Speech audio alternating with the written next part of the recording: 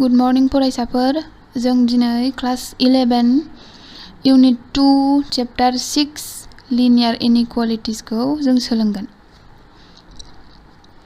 बेखौ नोंसोरो मोजाङै सोलोंना ला। बिनिफ्रायनो नोंसोरो क्लास 12 नि LPP चैप्टार दं मोनसे बेखौ जोङो सल्व खालामनो थाखाय बे चैप्टारखौ नोंसोरो सोलोंनो थाखाय नोंसोर 11 आव बेखौ लिनियार इनइक्वालिटीज बेखौ नोंसोरो मोजाङै सोलोंनानै थांखानांगोन। आरो सोरबाफोर दा क्लास 12 मोननाय नायदोंबा नोंसोरबो जुदि 11 आव मोजाङै सोलोंलाङाखैबा बेखौ मोजाङै सोलोंनानै ला। मानोना नोंसोरना LPP आ फाइनालाव बेसेबां मार्कनि फैयो 6 मार्क्सनि कन्सेन्ट फैखायो। मोनसेल' फैगोन बेनो अरबो फैगोन। ओमफ्राय नोंसोरो मोजाङै सोलोंलांखायोब्ला बेखौ नोंसोर गोरलैयैनो हाहैगोन बे चैप्टारखौ। ओमफ्राय नोंसोरो 6 मार्क गोरलैयैनो मोननो हागोन फाइनालाव। दा जाहैबाय नोंसोरो सिगांनि क्लासफोराव 8, 9, 10 क्लासफोराव नोंसोर मा मोनबोदों? माखासे स्टेटमेन्ट प्रब्लेम मोनबोदों। बे स्टेटमेन्ट प्रब्लेमाव नोंसोर मा खालामदों? बे स्टेटमेन्ट जा स्टेटमेन्ट होनाय दं बेखौ नोंसोरो डाइरेक्ट मेथ्सआवथ' जोंहा डाइरेक्ट स्टेटमेन्टनिफ्राय जों डाइरेक्ट जों सल्व खालामनो हायाना। बे स्टेटमेन्टखौ जोङो मायाव एक्सप्रेस खालामोमोन? इकुवेशनाव जों एक्सप्रेस खालामग्रोयोमोन। खालामा होमबा? हमनानै लाबाय बे इकुवेशना जों बे स्टेटमेन्टनिफ्राय हमनानै लाबाय जों मोननै इकुवेशन मोनदों। x plus y equal to 6 and x plus बाव माइनास होनसै x minus y equal to 2 हमनानै लाबाय। बे जाहैबाय मोननै इकुवेशन। बे मोननै इकुवेशनखौ जों सल्व खालामबानो माखौ मोनगोन? जोङो सल्युशन मोनगोन। x आरो y नि भेलुखौ मोनगोन। बेनोथ' जोंना सल्युशन नङा होमबा? दाना मोनफ्रोमबो स्टेटमेन्ट प्रब्लेमावनो जे जों इकुवेशनाव जों एक्सप्रेस खालामनो हागोन स्टेटमेन्टखौ बेथ' नङाना। जेरै हमनानै लाबाय नोंसिनि क्लास रुमाव एटमस्ट 60 टा टेबोल दङ। 60 टा 60 नि बारा गैया 60 सिमा थानांगोन। मेक्सिमाम 60 हमनानै लाबाय टेबोलखौ नोंसोरो टेबोलखौ x हमनानै लाबाय। होमबा बेसेबां दं होनदों? 60 दं। 60 ओमफ्राय 60 नि खमबोथ' थानो हागौना। एटमस्ट 60 होनदों नालाय एक्जाक्ट 60 थ' दंथारो बेबो होनाखैना। 60 बा 60 नि खमसिन खिन्थु मा जानो मोना 60 नि बारा जानो मोना। ओंखायनो लेस देन अर इकुवेल। दाना बेजों मा डिफारेन्स दं बेखौ नाय। बे जाहैबाय इकुवेशन, बे जाहैबाय इनइकुवेशन। नै बेयाव भेरिएबल मोननै गैया होमबा? बे भेरिएबल मोननैजों नैबे कनस्टेन्टजों माजों कानेक्ट खालामदों? मा साइना कानेक्ट खालामदों? बेखौ इकुवेल साइना कानेक्ट खालामदों। नै बेयावबो इकुवेल। होमबा बेखौनो मा होननानै बुङो? इकुवेशन होननानै बुङो। दाना बेयाव नाय भेरिएबल दङ x, कनस्टेन्ट दङ 60। बे भेरिएबल आरो कनस्टेन्टखौ माया कानेक्ट खालामदों?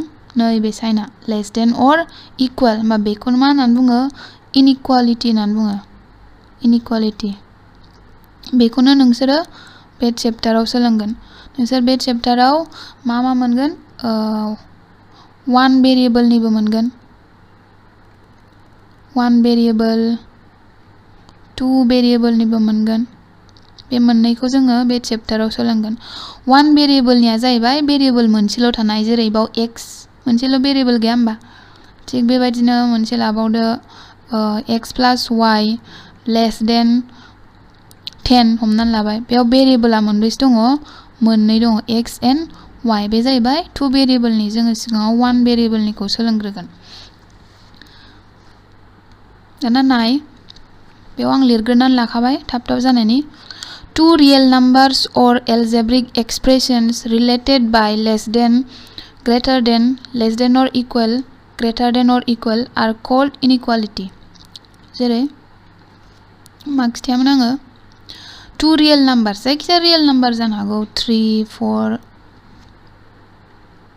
हमनानै लाबाय 3, 4 बा algebraic expression x plus y 60 less than 60 बेबो मोनसे मा बे inequality माजों कानेक्ट जादों दों लेस देन जों लेस देन बा ग्रेटार देन बा लेस देन और इक्वल बा ग्रेटार देन और इक्वल बेजों मा जानाय जानांगोन कानेक्ट जानाय जानांगोन मान बेखौ मा बुङो inequality होननानै बुंगोन जेरै 3 जों 4 जोंनि गेजेराव मा रिलेसन दं 4 आ 3 नि देरसिन नङा होमबा 4 is greater than 3 but 3 is less than 4 माया कानेक्ट खालामगोन नै बे साइना बेखौनो मा होननानै बुंबाय inequality होननानै बुंबाय दाना जोंहा types of inequality numerical inequality आ जाहैबाय an inequality which does not involve any variable is called a numerical inequality आव मा जेबो variable थाया जेरै नायदो 4 2 माबा variable दं नामा बाव गैया 4 आ 2 नि देरसिन 4 is greater than 2 बेबो मा inequality जुदि बाव equal दंमोनबा बेथ' equal जाखाया equal दंमोनबा होमबा बे मा जानाय नङामोन inequality जानाय नङामोन equal गोनांखौ मा होननानै बुङो equation होननानै बुंगोन ओमफ्राय बेखौ inequality होननानै बुंगोन बे साइनफोर गोनांखौ जेरै बाव नायदो 8 is less than 10 बेबो inequality 2 number literal inequality नायदो बेखौ an inequality which have variables is called literal inequality बेयाव मा दङ variable दं जेरै x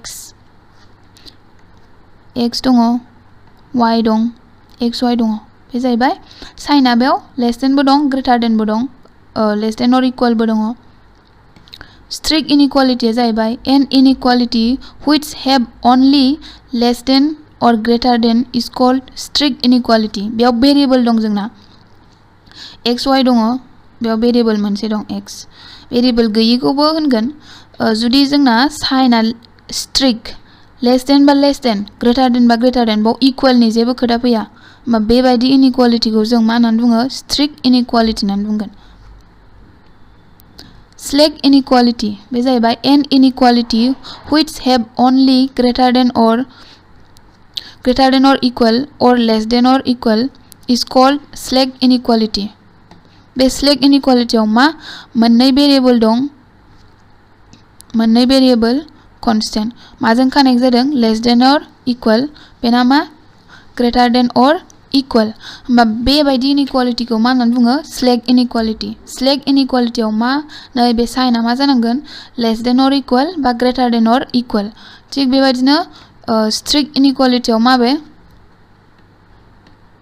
strict inequality आव less than or equal थानो मोना strict less than बा less than greater than बा greater than ओमफ्राय literal inequality आ जाहैबाय जेराव variable दंफायो बेनो मा literal inequality numerical inequality आ जाहैबाय जेराव जेबो variable गैया बेनो मा numerical inequality आरो मोनसे दंबावो double inequality दंबावो मोनसे double inequality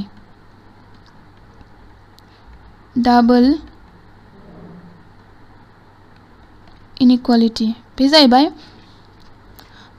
example नायदो double inequality खौ 2 is less than x is less than 10 inequality आ मोननै गैया होमबा बेयाव 2 आ x नि less than and x is less than 10 बे जाहैबाय मा बेबायदि inequation खौ मा होननानै बुङो double inequality बा double inequation होननानै बुंगोन दिनै बेयावनो फोजोबथ'नोसै गाबोननिफ्राय एग्जाम्पल बानायलांनोसै नोंसोरो बेखौ नायनानै बुकनिफ्रायबो मोजाङै नाय बुकआ नोंसोर मा माखौ लानो हागोन आर.एस. आगरवालनि लानो हागोन आर.एस. आगरवाल ओमफ्राय एन.सि.आर.टि. निखौबो ला बे गांनैया थाबानो जायो बाखि नोंसोरो एसाननिबो गोसोबा लानो हागोन आर.डी. शर्मानिबो दङ बेफोरखौ एथबां नांद्राया बे गांनैखौ लादो ओमफ्राय बे भिडिअखौबो नायनानै मोजाङै सोलोंदो आरो लेखाखौबो नायलांफादो माने नोंसोरो गोरलैयैनो हागोन जेबो नङा बे चेप्टारा गोरलैसो दिनै बेयावनो फोजोबथ'बाय गोजोन्थों